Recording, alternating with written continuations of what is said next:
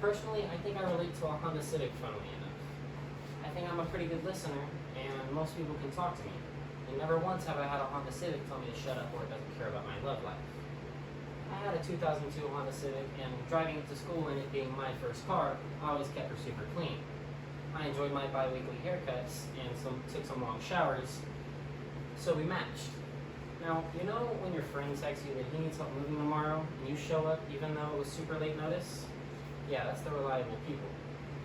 But you know that morning when you're running late to work, and you start up your little Civic, and somehow, some way, it manages to get you there with just your shoes on the wrong feet, instead of a ride-up? Yeah, that's a reliable thing. Now you see Honda Civics all the time with 200,000 miles or more, and driving just fine. I relate to that, because even if I have to go to work for 8 hours and then go to school for another 4 hours, I can't just come home and sleep, because I have homework to do. I like to think that I'm not a super materialistic person, and I don't need a ton of money. I'm pretty cheap when I buy my clothes, and most of my hobbies are basically free.